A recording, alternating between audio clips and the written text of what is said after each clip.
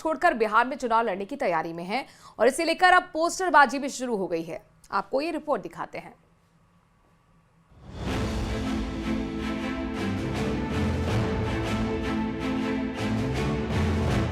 चिराग पासवान चुनाव लड़ें और किसी आरक्षित सीट से नहीं बल्कि एक सामान्य सीट से चुनाव लड़ें, ये फैसला लिया गया एलजेपी रामविलास की कार्यकारिणी की बैठक में।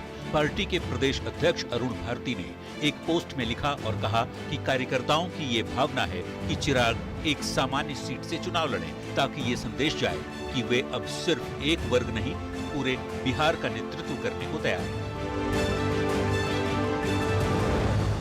आपने यह भी कहा है सर कि हम चुनाव जनरल सीट से लड़ेंगे। आपकी पार्टी ने यह भी फैसला किया है कि आप जनरल सीट से चुनाव लड़ेंगे। ये प्रस्ताव आया है पार्टी की तरफ से। इस ऐलान के बाद एलजेपी-आरवी की तरफ से पोस्टर भी जारी कर दिया गया। पटना में चिराग के समर्थन में कई पोस्टर लगाए गए हैं जिसमें चिराग से शेखपुरा सीट से चुनाव लड़ने की अपील की गई है। चिराग की पार्टी की इस भावना को बीजेपी ने उनका आपसी मामला बताया है। सभी दल को अपना अपना अधिकार है कि वो अपने सीट का उपयोग जिस तरह से भी करना चाहे कर सकते हैं। तो जेडीयू ने भी चिराग से चुनाव लड़ने के फैसले का स्वागत किया। साथ ही ये भी दोहरा दिया कि नेतृत्व तो मुख्यमंत्री नीतीश कुमार ही करेंगे। यहाँ तो चिराग पासवान जी ने स्पष्ट रूप से कहा है कि माननीय नीतीश कुमार जी के नेतृत्व में चुनाव होगा और माननीय नीतीश कुमार जी राज्य के मुख्यमंत्री रहेंगे। 25 से 30 फिर से नीतीश। तो चिराग ने भी इस बात को साफ कर दिया कि मुख्यमंत्री पद को लेकर कहीं कोई भ्रम नहीं है। बिहार विधानसभा चुनाव में मुख्यमंत्री पद की कोई वैकेंसी नहीं है। मौजूदा मुख्यमंत्री नीतीश कुमार जी ही चुनाव परिणामों के बाद प्रदेश के मुख्यमंत्री। बिहार की राजनीति में आइडेंटिटी पॉलिटिक्स काफी प्रभावी रही है। नेता अपनी जाति और समाज के नाम पर राजनीति करते रहे हैं। ऐसे में बिहार में अब चिराग पासवान अपनी जाति की पहचान से बाहर निकलना चाहते हैं और खुद को बिहार के नेता के रूप में स्थापित करना चाहते हैं, जो उनके लिए एक बड़ा चैलेंज भी होने वाला है। पटना से संवाददाता विनीता मिश्रा के साथ ब्यूरो रिपोर्ट, न्यूज़ 18।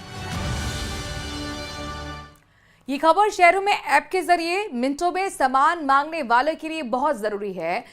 मुंबई के धारावी इलाके में ज़ेप्टो के गोदाम पर महाराष्ट्र एफडीए ने कड़ी कार्रवाई करते हुए उसका फूड लाइसेंस सस्पेंड कर दिया है।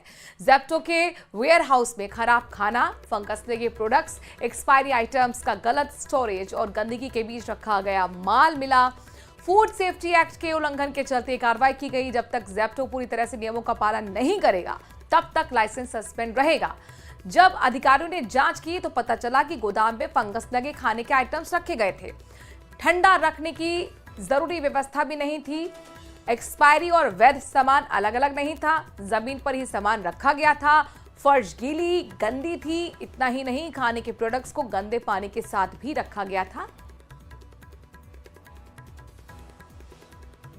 फूड एंड ड्रग एडमिनिस्ट्रेशन का मानना है कि इस यूनिट पे जब स्टोरेज हो रहा था तो उन पे कई डिस्क्रिपेंसीज पाई गई है। यहाँ तक कि ये कहा जा रहा है कि जो स्टोरेज था उसमें कोल्ड स्टोरेज के जो सामान था वो कोल्ड स्टोरेज में नहीं रखा जा रहा था। कई ऐसा फूड आइटम थे जिसमें फंगल ग्रोथ दिखा जा रहा था और जो फूड होना चाहिए जिसपे पानी नहीं लगना चाहिए वो सॉइल एरिया में रखा गया था। आपको हम विजुअल दिखाएंगे। यहाँ पे ये धारावी का यूनिट है।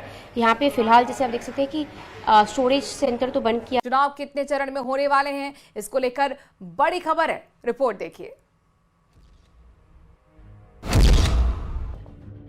जून का महीना शुरू हो चुका है और सियासत की सरगर्मी अब तेज होने लगी है।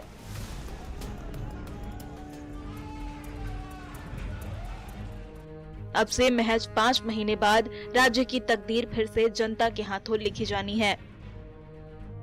इसी साल अक्टूबर-नवंबर में बिहार विधानसभा का चुनाव होना है। सूत्रों के हवाले से मिली जानकारी के मुताबिक इस बार बिहार विधानसभा चुनाव को 2 से 3 चरणों में कराया जा सकता है। हालांकि तारीखों के ऐलान के पहले एक और पहलू पर गहरी नजर रखी जा रही है, त्योहारों का कैलेंडर।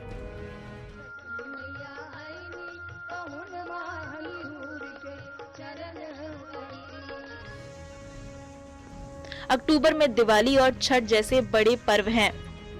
लिहाजा निर्वाचन आयोग इन त्योहारों को ध्यान में रखते हुए मतदान की तारीखें तय करेगा, ताकि पर्व की आस्था और लोकतंत्र का उत्सव दोनों में कोई टकराव न हो। राज्य में चल रही चुनाव की तैयारियों का जायजा लेने के लिए मुख्य निर्वाचन आयुक्त ज्ञानेश कुमार जल्द ही बिहार दौरा भी करेंगे। इस खबर के आने के बाद राजनीतिक दल भी हरकत में आ गए हैं। जब भी चुनाव होगा, राष्ट्रीय जनता दल इंडिया गठबंधन बिहार में तैयार है पूरी तरह से, और बिहार की जनता भी तैयार है तेजस्वी सरकार बनाने के लिए। 3 फेज में संभवतः बिहार में चुनाव होगा और निश्चित रूप से इस चुनाव में मतदान प्रतिशत भी बढ़ेगा और बहुत बड़ी जीत के साथ एनडीए इस बार प्रचंड बहुमत के साथ कम से कम 225 सीट के साथ पूर्ण सरकार बनाने जा रहा है। हम सभी राजनीतिक दल के लोग भारतीय निर्वाचन आयोग के चुनाव कार्यक्रम के अनुसार चुनाव में हिस्सा लेने के लिए तैयार हैं, तत्पर हैं। बिहार विधानसभा का कार्यकाल 22 नवंबर 2025 को खत्म हो रहा है और उससे पहले राज्य की 243 सीटों पर नए विधायकों का चुनाव होना है। समय की रेत मुट्ठी से तेजी से फिसल रही है। हर दल, हर नेता और हर वोटर की निगाहें टिकी हुई है निर्वाचन आयोग पर। पटना से संवाददाता शैलेंद्र के साथ ब्यूरो रिपोर्ट, न्यूज़ 18। ये बड़ी खबर आपको बता रहे हैं, सुप्रीम कोर्ट में चल रहे केस में एसएलपी वापस लेगी सरकार। सरकार के स्तर पर हो चुका निर्णय। शिक्षा सचिव ने ये कहा 20,000 टीचर प्रमोट होकर बनेंगे सीनियर टीचर। प्रमोशन के बाद खाली हुए पदों पर फिर भर्ती होगी। तो बड़ी खबर इस वक्त आपको बता रहे हैं, शिक्षा विभाग में 21,000 पदों पर भर्तियां प्रक्रिया। शिक्षा सचिव और प्रक्रियाधीन भर्तियों में 50% पद और जुड़ सकेंगे। 2 साल में सरकार शिक्षा विभाग के सभी पद भरेगी। शिक्षा सचिव की तरफ से ये कहा गया। बड़ी खबर आपको बता रहे हैं, शिक्षा सचिव कृष्ण कुणाल ने ये अहम जानकारी दी है। शिक्षा विभाग से जुड़ी हुई ये बड़ी खबर आपको बता रहे हैं, टीचर ग्रेड 3 की पदोन्नति प्रक्रिया जल्द शुरू हो जाएगी। सुप्रीम कोर्ट में चल रहे केस में एसएलपी जो है वापस सरकार लेगी। और ज्यादा जानकारी के लिए संवाददाता हितेंद्र हमारे साथ जुड़ चुके हैं। हितेंद्र, 20,000 टीचर प्रमोट होकर के अब सीनियर टीचर बनेंगे, क्या कुछ जानकारी? जी, इस बारे में जो शिक्षा सचिव हैं कृष्ण कुणाल, उन्होंने ये जानकारी दी थी।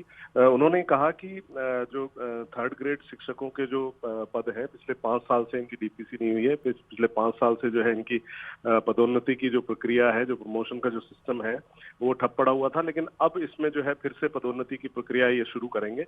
इसके बाद जो 20,000 शिक्षक जो है वो सीनियर टीचर के ग्रेड में आ जाएंगे, सीनियर टीचर बन जाएंगे। 3rd ग्रेड की बजाय 2nd ग्रेड और उस तरह से जो है सीनियर टीचर बन जाएंगे। तो 20,000 जो पद हैं वो रिक्त हो जाएंगे, वो खाली हो जाएंगे। और 3rd ग्रेड के टीचर्स के जो है प्रमोशन के बाद जो पद खाली होंगे उन पर भी भर्ती प्रक्रिया जो है शुरू की जाएगी। फिलहाल जो विभाग के अंदर जो भर्ती प्रक्रिया है वो 21,000 पदों के लिए पहले से चल रही है। वो अलग अलग तरह के कैडर में जो है अलग अलग तरह की भर्तियां हैं ये। तो इसमें जो है जो शिक्षा सचिव है उन्होंने बताया कि जो मुख्यमंत्री हैं वो इसमें खास इंटरेस्ट लिए हुए हैं। खास वो चाहते हैं कि भर्ती जो पद हैं, जो सीनियर टीचर बन जाएंगे या प्रमोशन के बाद जो पद खाली होते हैं उससे पहले ही जो है ये प्रक्रिया शुरू कर दी जाए। तो 31 मार्च 2026 तक जो पद खाली होंगे उनमें 50% और उनमें पद जोड़ दिए जाएंगे। तो ये उन्होंने एक फ्री हैंड जो है इनको जो विभाग को दिया है। और उसके हिसाब से जो है करीब 2027 तक, मतलब आने वाले 2 साल में उनका कहना है कि शिक्षा विभाग की जितनी भी भर्तियां हैं वो पूरी कर ली जाएंगी और कोई भी पद जो है शिक्षा विभाग में रिक्त नहीं रह जाएंगे।